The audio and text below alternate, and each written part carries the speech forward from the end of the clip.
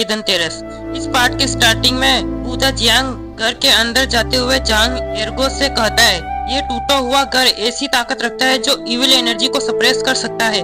आधी रात करीब है, हमें आज रात इसी घर में बितानी होगी। जांग एर्गो इसके लिए मान जाता है। बूदा जियांग कहता है, 15 साल पहले लुओ पेंग सिटी का नरसंहार हो गया था। वहाँ इतनी लाशें बिछी कि उससे इविल एनर्जी पैदा होने लगी। इस शहर को 10 में से नोवा इविल एनर्जी की जगह माना जा सकता है। जांग एर्गो डिंगजियाओ को धक्का देकर कहता है, हटो यहाँ से। इसके बाद दोनों ने स्पिरिट गार्डियन तलिस्मान को ताबूत के दोनों तरफ लगा दिया।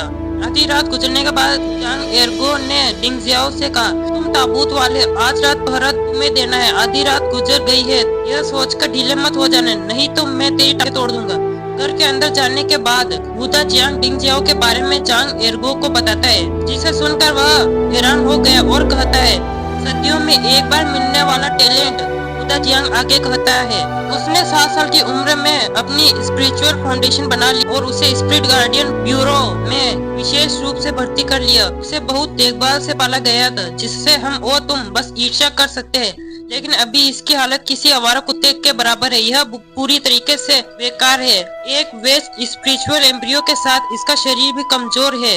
पूरे सफर में कम से कम 3 लाइट फेदर तालिस्मान की जरूरत होती है, लेकिन इसने एक ही इस्तेमाल में लिया। डिंगजियाओ इनकी बातें साफ सुन रहा था। उनके सो जाने के बाद उसने एक बोतल को बाहर रख कर मेडिटेशन स्टार्ट करते हुए कहता है, जैसा मन वैसा रूप, आत्माएं मिलकर रूप बनाती है। रूप और आत्मा के मेल ही स्पिरिट ऑस्कर कहलाता है। वह अपने सोल सी में अपने स्पिरिचुअल कोर को देखकर कहता है, क्या ये सच में एक बेकार स्पिरिचुअल कोर है? कहीं इसका रिलेशन इस ब्लैक एनर्जी से तो नहीं? 5 साल से इसका स्पिरिचुअल फॉर्म सामने नहीं आया, मुझे फर्क नहीं पड़ता। वह अपने कोर को देखते हुए कहता है, मैंने तुम्हें कभी नहीं छोड़ा, तुम्हें हार नहीं माननी चाहिए। तभी डिंगजियाओ को एक डरावनी आवाज आती है और उसकी आंखें खुल जाती है। ताबूत में हलचल होने लगती है।